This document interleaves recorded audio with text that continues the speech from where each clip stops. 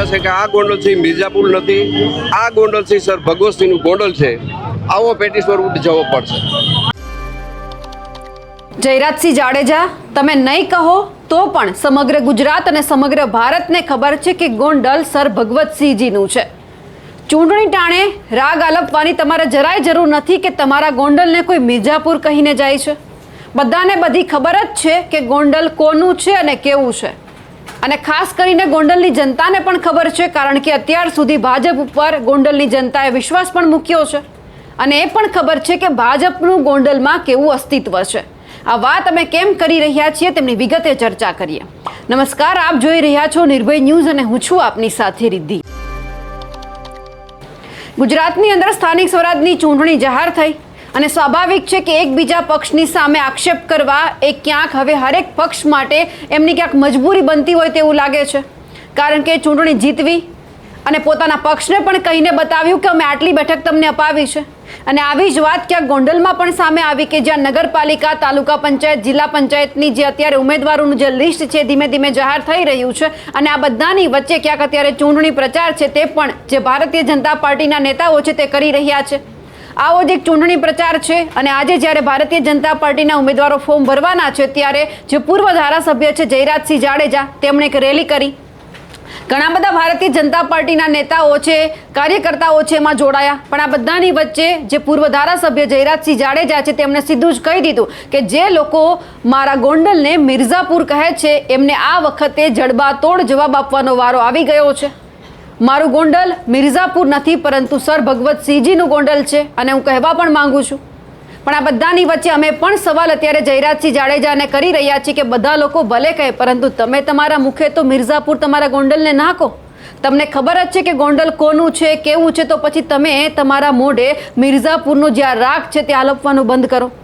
ખેર, સૌથી પહેલાં તો આપણે સાંભળીએ કે જયરાજસિંહ જાડેજાએ કોને જવાબ આપ્યો છે અને જવાબ આપતા તેમણે પોતાના વિરોધીઓને શું ફટકાર આપ્યો છે. ભાજપ દ્વારા આજે શક્તિ પ્રદર્શન સાથે ઉમેદવારી ફોર્મ ભરવા જઈ રહ્યા છે, શું? પ્રથમ તો ગોંડલ શહેર અને ગોંડલ તાલુકાની જનતાનો હૃદયપૂર્વક આભાર માનું છું કે ટૂંકી નોટિસમાં પણ ગોંડલ અને ગોંડલ શહેરના તમામ લોકો, તમામ આગેવાનો, તમામ કાર્યકર્તાઓ આ રેલીમાં ઉપસ્થિત છે. સૌનો હું આભાર વ્યક્ત કરું છું. વિશેષ મને કહેવાનું આજે મન થાય છે કે લગભગ છેલ્લા 2 વર્ષથી ગોંડલની જનતાને અને ગોંડલને જે રીતે બદનામ કરવાના બહારના લોકોએ પ્રયત્નો કર્યા છે એનો જડબાતોડ જવાબ દેવા માટેનો સમય આવી ગયો છે. મને લાગે છે ગોંડલની જનતા, શહેર અને તાલુકાની જનતા ગોંડલને જે રીતે બદનામ કર્યું છે એનો જડબાતોડ જવાબ આપવા માટે અતિ ઉત્સાહમાં છે, તત્પર છે અને એનો જવાબ 28 તારીખે મળી જશે કે આ ગોંડલથી મિર્ઝાપુર નથી, આ ગોંડલથી સર ભગવતસિંહનું ગોંડલ છે, આવો પેટી સ્વરૂપ જવો પડશે. ત્રિપાખીયો જંગ તો લોકશાહી છે, કોઈ પક્ષો ઊભા રાખે પણ જેનું કાંઈ ન હોય ત્રિપાખી. અમે તો બધી સીટ આજ ફૂલફિલ કરી છે, ટિકિટો બધાને દેવાઈ ગઈ છે, પણ બીજી પાર્ટીઓનો કાંઈ ધડા નથી. કોઈ આવે અને ફોર્મ ભરે તો એ ફોર્મ ભરવા પૂરતી વાત છે. બાકી ગોંડલનું પરિણામ આખા ગુજરાતના પરિણામ કરતાં સારું હોય છે એવી મને પૂરી શ્રદ્ધા છે. વર્ષોથી હું કામ કરું છું અને મને પૂરેપૂરી શ્રદ્ધા છે.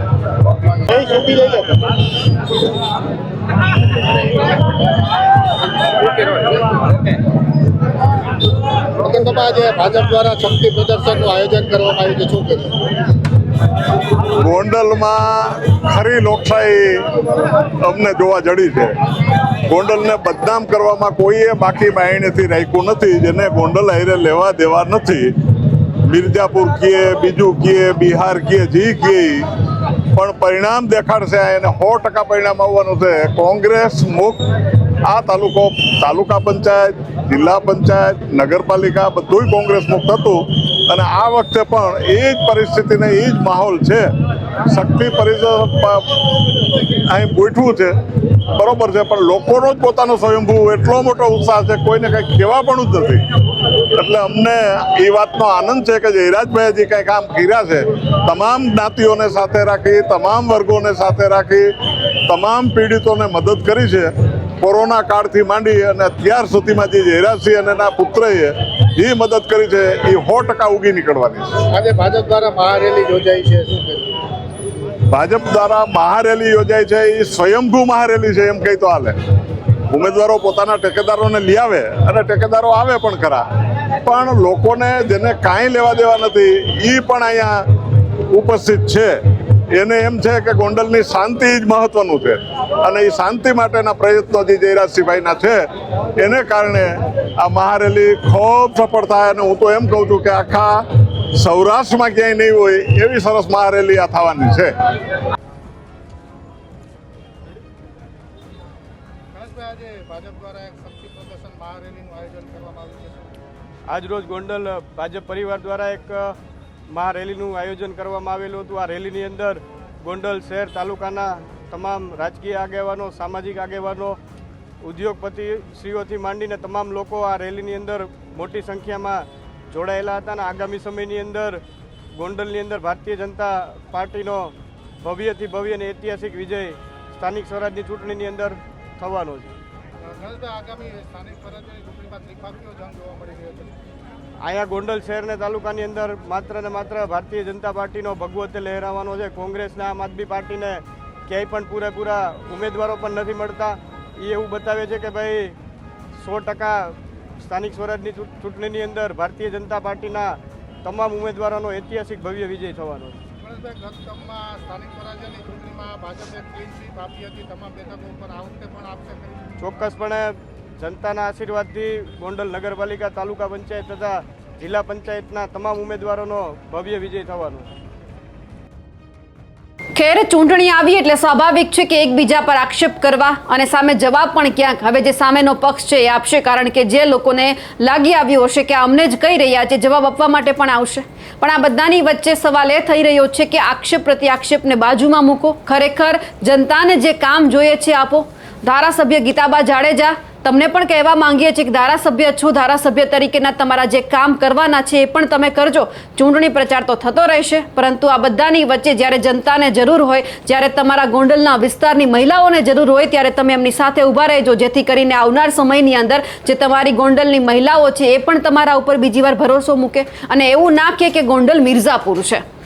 ખેર અત્યારે જે રીતે ચૂંટણી પ્રચાર ચાલી રહ્યો છે તેમને લઈ આપ શું માનો છો? અને જયરાજસિંહ જાડેજાએ જેમને જડબાતોડ જવાબ આપ્યો છે તેમને લઈ આપ શું કહો છો? કમેન્ટ ચોક્કસ કરજો. નમસ્કાર.